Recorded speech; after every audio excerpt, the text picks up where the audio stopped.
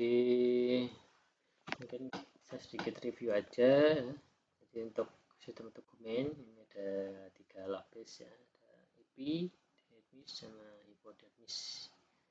Jadi kita bisa memahami ya terkait dengan 3 lapisan di kulit kita ini ya. Jadi saat teman-teman kemarin nyuntik, disuruh menyuntik skin test, kira-kira seharusnya sampai batas mana sih nyuntiknya gitu ya.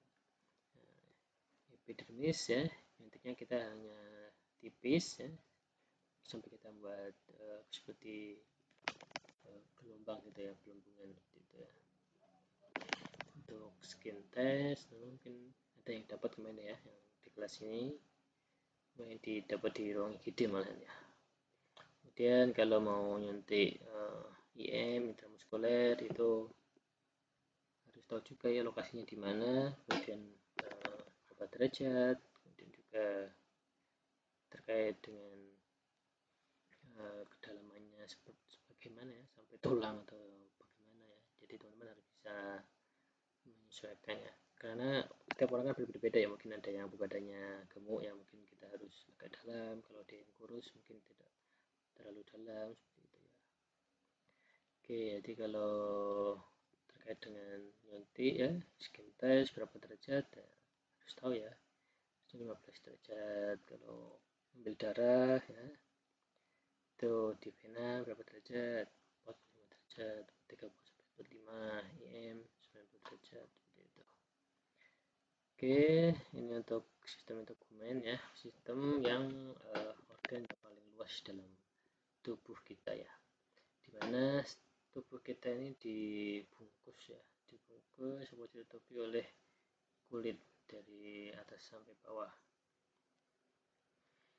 Kemudian di sini untuk kulit tersendiri ada aksesorisnya juga ya, itu ada rambut, ada kuku dan kelenjar di sini. Kemudian ada juga reseptor saraf khusus ya, jadi terkait dengan perubahan stimulus internal dan lingkungan eksternal ya. Jadi ada respon dalam kulit itu, contohnya ya, mungkin teman-teman merasakan demam ya, itu merupakan stimuli perubahan internal dalam tubuh. Karena kalau eksternal mungkin kena sinar matahari langsung, merasakan panas seperti itu.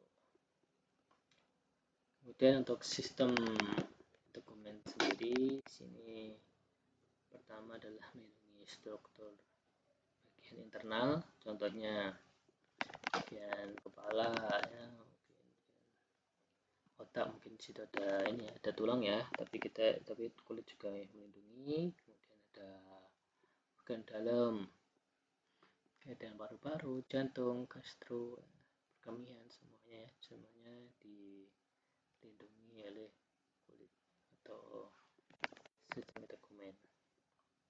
Kemudian mencegah masuknya kuman, penyebab penyakit.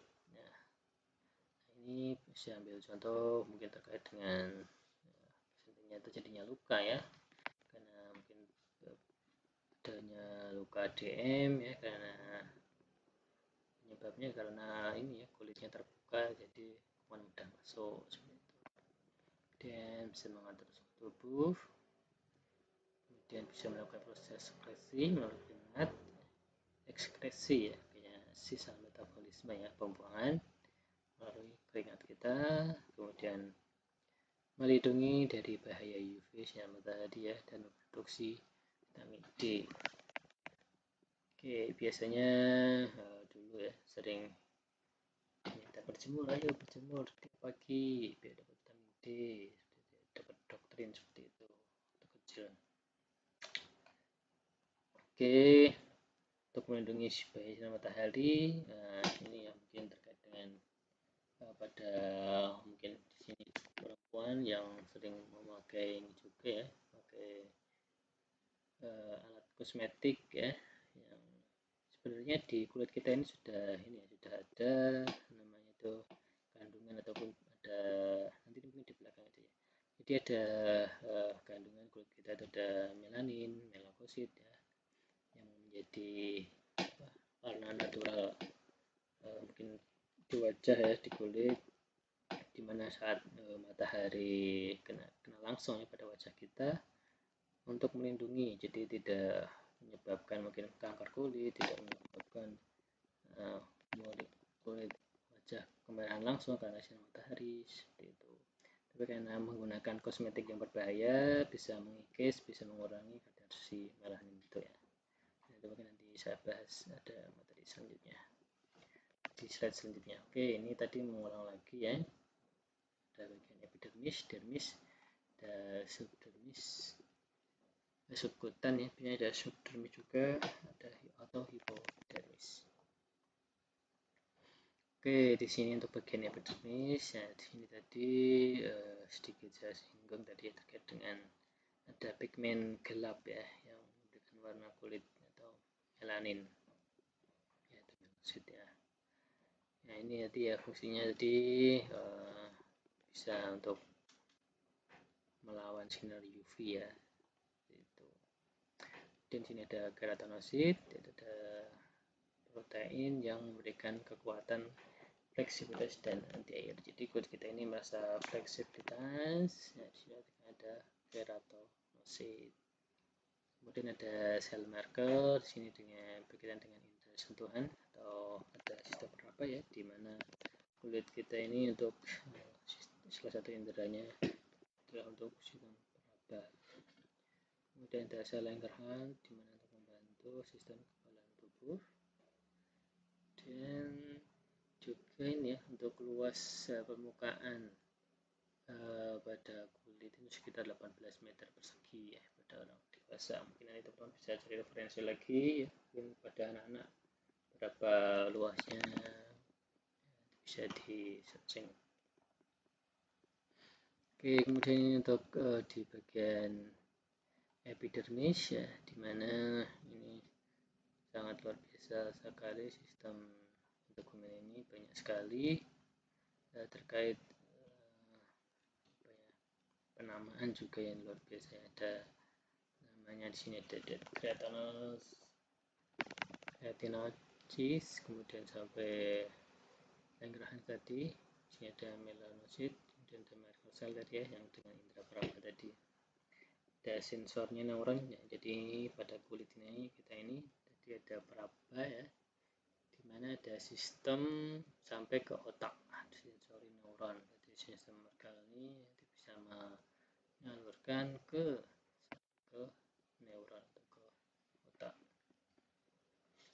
Oke, untuk lapisan nanti bisa dibaca di sini aja saya buat terkait dengan pengertiannya untuk sistem lapisan di epidermis. Kemudian di bagian dermis sendiri, di sini ada lapisan papiler, kemudian ada lapisan retikuler. Nanti bisa dicek juga apakah ini sesuai mungkin terkait dengan referensinya saat ini ya. Mungkin ada perbedaan, nanti bisa di-sharingkan juga. Oke, untuk di dermis ini ada penyusun utama yaitu adalah kolagen, kemudian ada serat retikuler dan serat elastis. Oke, kemudian di sini ada lapisan kulit dermis, ini ada 5 ya, ada kelenjar keringat, kemudian tadi ini ya untuk pengatur suhu tadi ya, di sini kan ada kelenjar keringatnya, kemudian ada kelenjar minyak di sini untuk mencegah jadinya kekeringan. Jadi wajah kita mungkin sering berminyak itu ya, itu untuk mencegah kekeringan biar kulit kita itu lembab seperti itu. Kemudian di sini ada untuk folikel rambut ya, ada bagian akar di lapisan dermis, kemudian ada saraf penerima rangsangan sentuhan, berfungsi sebagai sensori penerima rangsangan sentuhan yang kemudian dikirimkan ke otak. Ini tadi ya sel Merkel tadi. Oke, kemudian ini untuk kesimpulan singkatnya, di mana dermis ini untuk merupakan tempat cadangan energi padat yang sewaktu-waktu digunakan tubuh untuk beraktivitas. Jadi seandainya gula dalam tubuh kita itu sudah berkurang atau hilang, ya, di dalam bawah kulit ini ada jaringan lemak. Itulah fungsinya nanti akan digunakan oleh tubuh untuk beraktivitas. Jadi mungkin di sini ada yang ingin diet ya, harusnya itu ini dulu ya, mengurangi gula, kemudian saat beraktivitas nanti biar jaringan lemak di bawah kulitnya itu bisa berkurang ya, itu. Nah itu kenapa pada pasien yang ingin diet ya, orang-orang diet itu mengurangi lemak ya, yang mengurangi gula juga ya dalam untuk proses dietnya, karena saat kita ingat siapa tahu baru ini aja, baru gulanya aja yang terbakar ya, sedangkan lemaknya di bawah jaringan kulit belum berkurang sama sekali mas. Oke, selanjutnya di sini untuk subkutan ya, subkutan ini di bawah kulit yang mengandung lemak, kemudian pembuluh darah serta saraf yang berjalan jajar di permukaan kulit. Oke, fungsinya di sini untuk penahan ke organ dalam ya, kemudian membantu bentuk badan tubuh, mengendalikan suhu tubuh, dan sebagai tempat penyimpan cadangan makanan juga. Ini hampir sama ya dengan dermis tadi, karena mungkin ini ya jarak dengan dermis dengan hipodermis ini berdekatan ya. Oke, di sini jadi saat luka itu ya, luka itu kenapa ada darahnya ya, mungkin lukanya itu sampai ke bagian ini juga, bagian di hipodermisnya, jadi darahnya bisa keluar. Nah seandainya teman-teman kemarin waktu mengalami ini ya, mendapatkan suntik, merasakan sakit, nyeri ya, itu sebenarnya itu sampai di bagian apa ya, bagian merasakan nyeri buat PR ya, bagian di epidermis, apodermis apa hipodermis, kenapa disuntik kemarin merasakan nyeri, nanti bisa teman-teman cari. Oke, kemudian untuk selanjutnya di sini terkait dengan analisis dokumen ya, terkait dengan ini yang aksesoris tadi ya, rambut dan kuku. Ini nanti teman-teman bisa mungkin ini aja untuk dipelajari aja, baca-baca.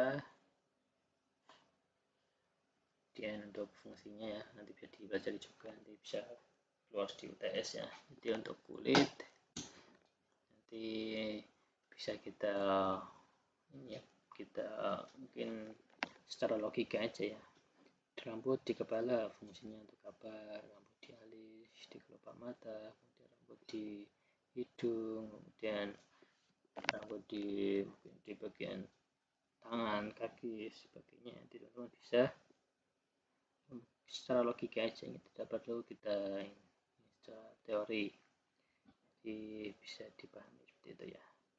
Oke, contohnya ini hidung untuk menyaring darah, sebagainya.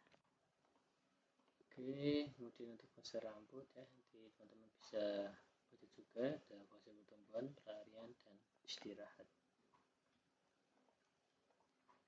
Kemudian kuku juga ini ya, kuku nanti bisa dipahami ya, kenapa ini bisa dipelajari juga ya, kenapa pada kuku mungkin kebanyakan juga sih di jempol, di kaki itu ya, kenapa itu banyak orang yang mengalami mungkin sampai dicabut kukunya, kenapa itu banyak sering terjadi infeksi di bagian kukunya, itu bisa teman-teman cari juga penyebabnya apa, kemudian untuk penanganannya seperti apa, ataupun untuk pencegahannya seperti apa biar tidak terjadi hal tersebut. Kemudian tadi terkait dengan kelenjar keringat ya, di sini ada dua kelenjar keringat, ekrim dan apokin ya. Oke, yang bagus itu seperti ini ya, tidak ada sumbatan. Kalau ini kan ada sumbatan, takutnya ntar kalau lama-lamaan kelenjar keringat itu tidak keluar, nanti bisa menjadikan infeksi ya, jadi nanti bisa membesar, kemudian ditekan nyeri, kemudian nanti saat seandainya kalau di apa ya, diambil itu ada keluar nanah putih seperti itu ya, supaya nanti jadi tersumbat. Oke, kemudian sini untuk fungsinya kelenjar keringat ekrim, di sini nanti teman-teman bisa baca juga ya, di sini untuk tadi untuk keringat ya, untuk menjadi untuk agar tidak mengalami kekeringan pada kulit kita seperti itu. Kemudian sini ada keringat approaching, di sini penjal yang menghasilkan bau ya. Untuk lokasinya bisa di ketiak, di sana tadi pada alat kelamin ya. Yang terpenting lagi adalah teman-teman di sini harus menjaga kebersihan ya, kebersihan kulit, dimana juga negara kita negara tropis, sebisa mungkin untuk mandi ya, mandi 2 kali lah, jadi biar tidak jadi jamur ya, karena itu kan lembab, juga bisa terkait dengan di kulitnya mengalami kematian tadi ya, bisa juga ya nanti dead kreatin, jadi ada kematian kulit yang tidak kita sadari saat kita mandi ya, ternyata kulit kita terkelupas ya. Itu yang penting adalah teman-teman di sini ya bisa menjaga kebersihan, kemudian bisa selalu mencuci tangan ya, apalagi untuk teman-teman mungkin tangannya kotor langsung megang wajah, itu akan bisa menyebabkan jerawat untuk teman yang masih ini ya, masih pubertas ya, masih tinggi kadar untuk hormonnya, stres, itu bisa juga ya. Oke, yang penting teman-teman di sini ya jaga kesehatan, jaga pikiran ya, jangan sampai terlalu stres, apalagi mungkin kemarin habis praktek mungkin tugasnya belum selesai ya, mungkin bisa segera diselesaikan, mungkin bisa segera dikumpulkan juga tugasnya ya, dikumpulkan ke masing-masing dosen pembimbingnya. Ya teman-teman, itu yang dapat kami sampaikan, kurang lebihnya mohon maaf, semoga bermanfaat ya. Saya akhiri, assalamualaikum warahmatullahi wabarakatuh.